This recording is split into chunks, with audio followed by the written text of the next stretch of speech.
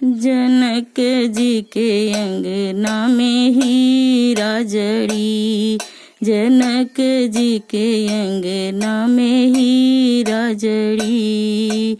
हीरा जड़ी हीरा लाल जड़ी, ये जी हीरा जड़ी हीरा लाल जड़ी हो, जनक जी के अंगना में हीरा जड़ी। कहवा बैठे राजा रामचंद्र दुल्हा, कहवा बैठे राजा राम और लक्ष्मण, कहवा बैठे दुल्हा रामचंद्र लक्ष्मण, कहवा बैठई दशरथ समधि जी, कहवा बैठई दशरथ समधि, जनक जी के मड़वा में हीरा जड़ी, जनक जी के मड़वा में हीरा जड़ी। अंगना बैठे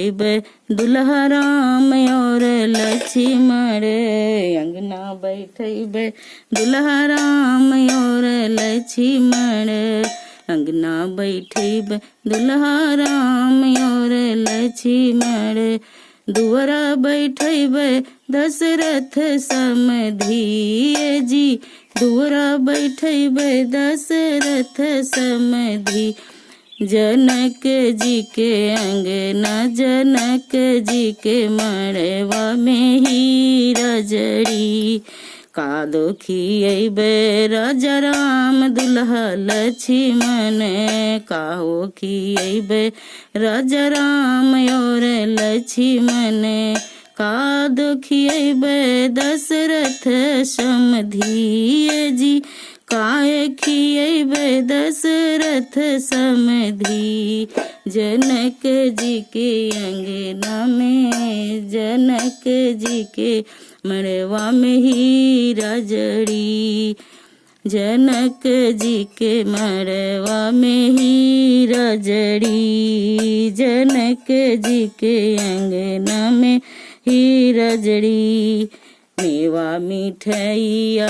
रामचंद्र दुल्हा, मेवा मिठैया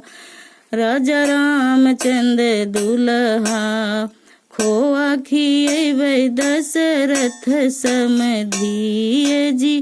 खोआ खियबे दशरथ समधि, जनक जी के मड़वा में हीरा जड़ी, हो जनक जी के मड़वा में हीरा जड़ी, हीरा जड़ी हीरा लाल जड़ी, हो जनक जी के अंगना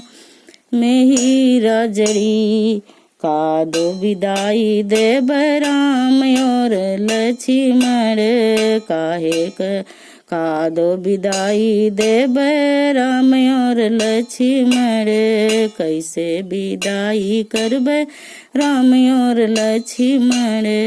कैसे विदाई दशरथ समधि जी, कैसे विदाई दशरथ समधि, हो जनक जी के मड़वा में हीरा जड़ी, हो जनक जी के मड़वा में हीरा जड़ी। सीता उर्मिला देव राम और लक्ष्मण, सीता उर्मिला दुल्हा राम और लक्ष्मण, अनधन विदाई दशरथ समधि जी, अनधन विदाई दशरथ समधि, जनक जी के अंगना में हीरा जड़ी, हो जनक जी के अंगना में ही